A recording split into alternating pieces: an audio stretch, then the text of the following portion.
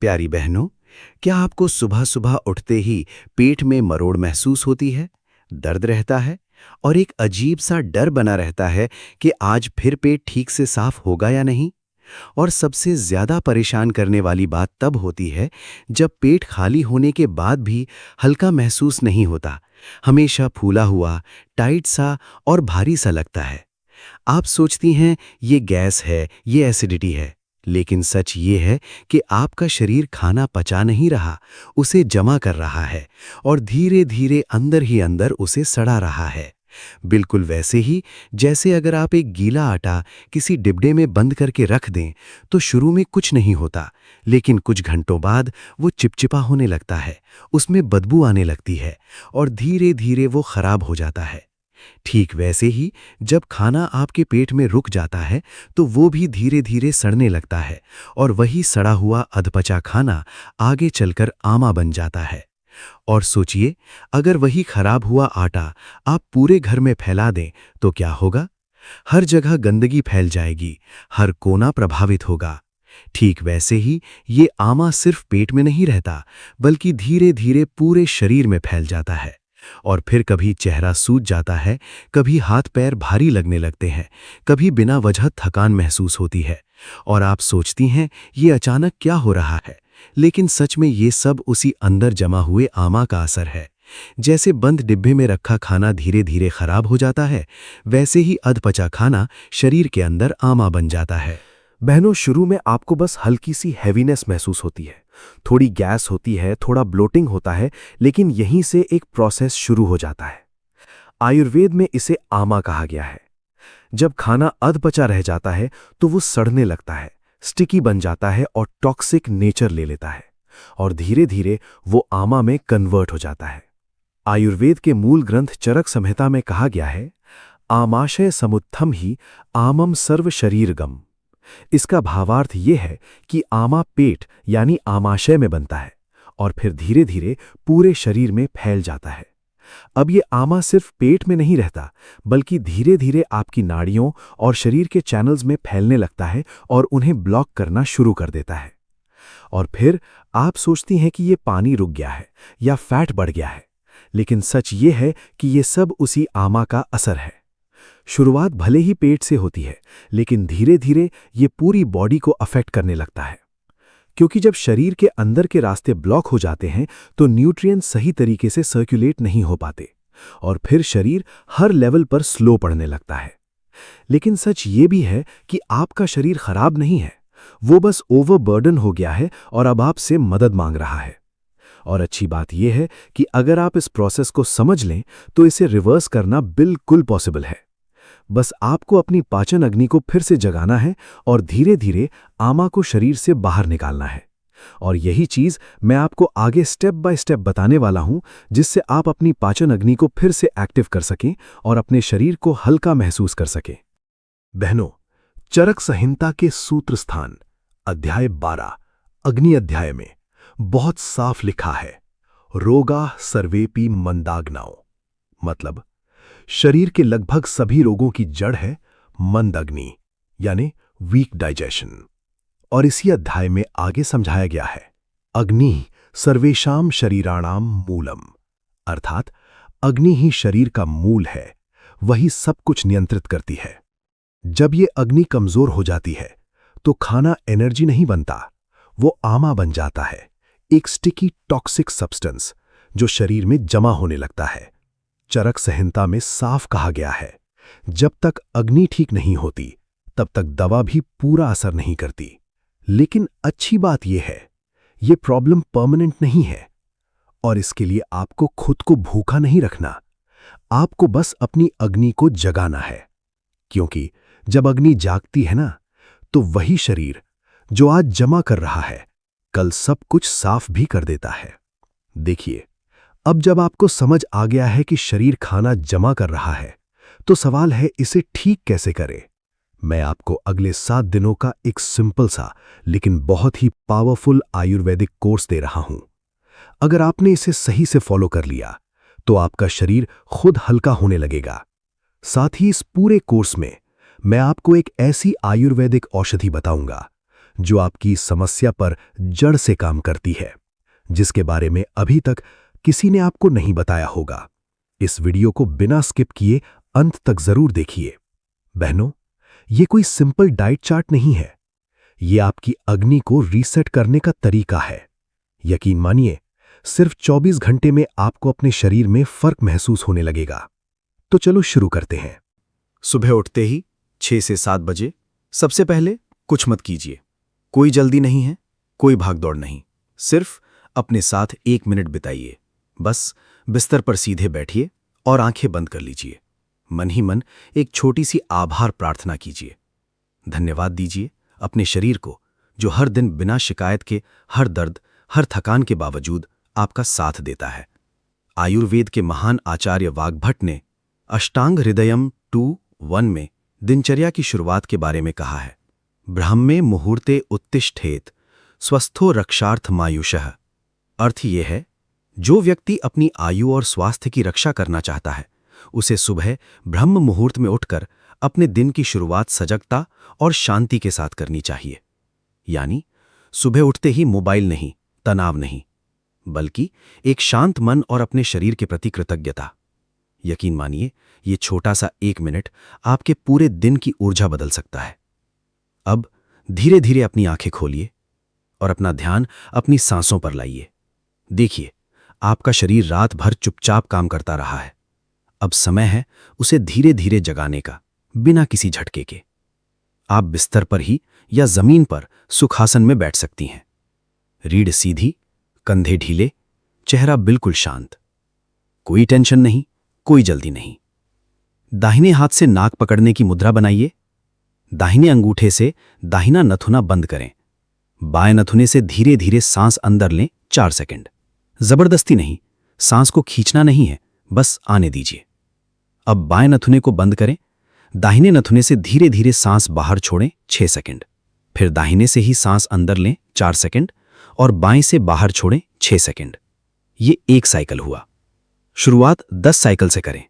धीरे धीरे बढ़ाकर 20 से 25 साइकिल तक आराम से ले जा सकती हैं। याद रखिए, आपको गिनती पर नहीं, शांति पर ध्यान देना है। बहनों, जब आप ये सांस लेती है ना, तो सिर्फ हवा अंदर नहीं जाती, आपके अंदर जमा हुआ स्ट्रेस धीरे धीरे बाहर निकलने लगता है और जो अग्नि सोई हुई है वो धीरे धीरे जागने लगती है। आयुर्वेद और योग दोनों में सांसों को बहुत गहराई से समझाया गया है। वाग्भटा ने अष्टांग हृदयम में वात या वायु को शरीर की सभी क्रियाओं का नियंत्रक बताया है। अष्टांग हृदयम सूत्र स्थान अध्याय 12 में कहा है, वायु पित्तम चक्कफश्चेति त्रयो दोषाः समासतः विकृताः विकृतिम यान्ति प्रकृताः स्वास्थ्यम वहेत। वात, पित्त और कफ, ये 3 दोष शरीर को चलाते हैं। जब ये संतुलित होते हैं तो शरीर स्वस्थ रहता है और जब ये बिगड़ते हैं तो रोग उत्पन्न होते हैं।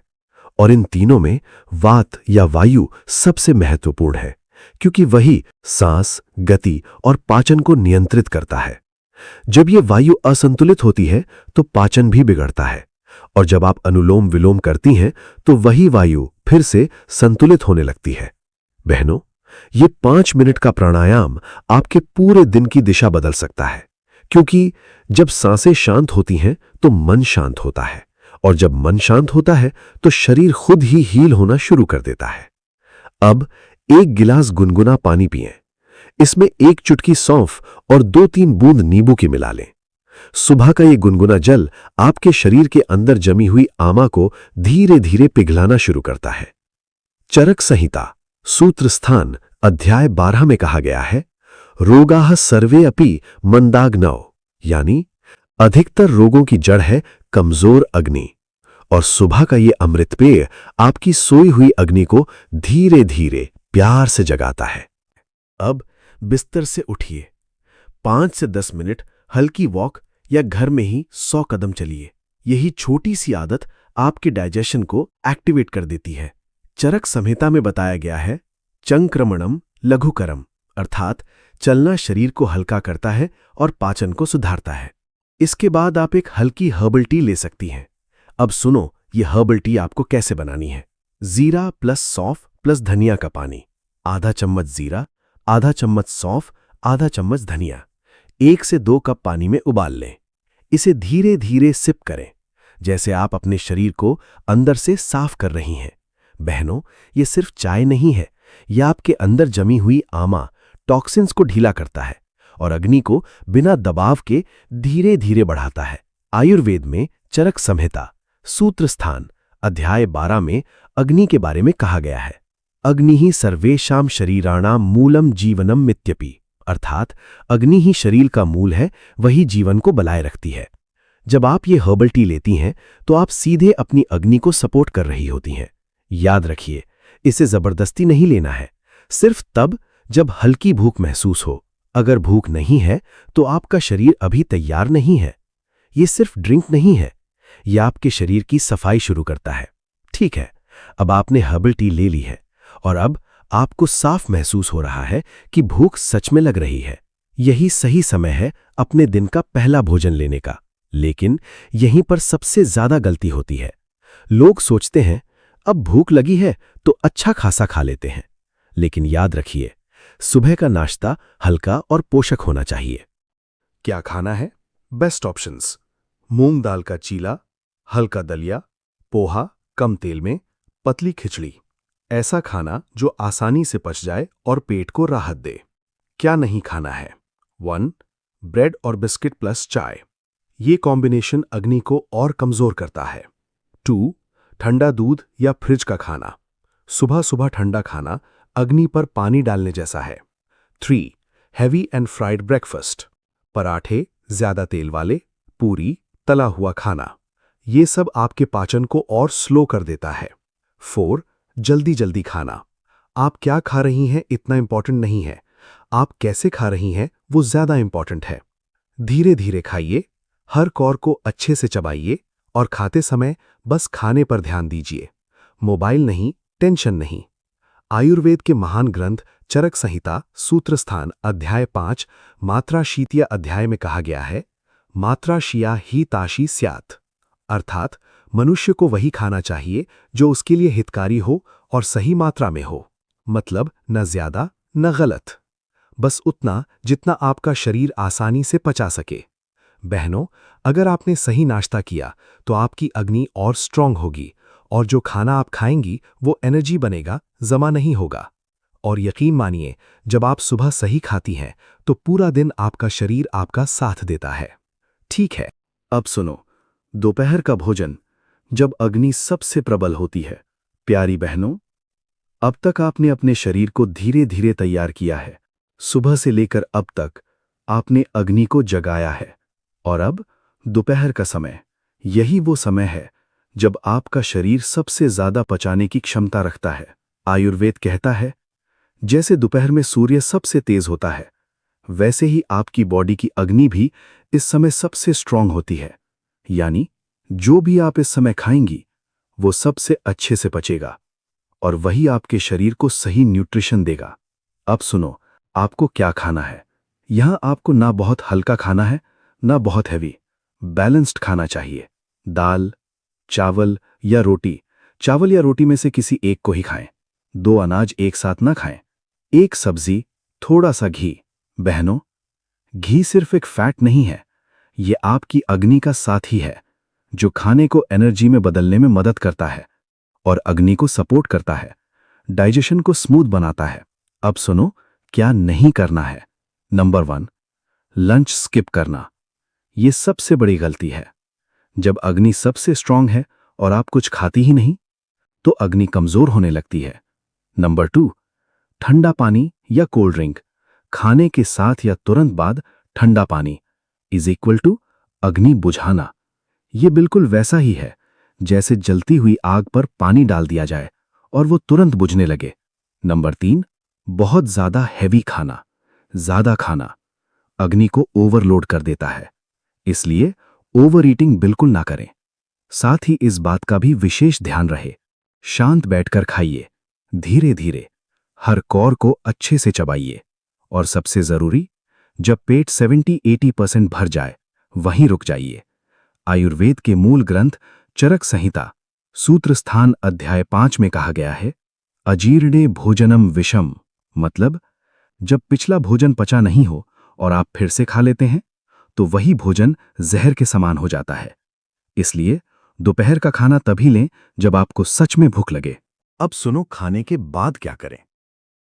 खाने के तुरंत बाद ना ही लेटना है ना ही बैठना है, बस 100 कदम चलिए।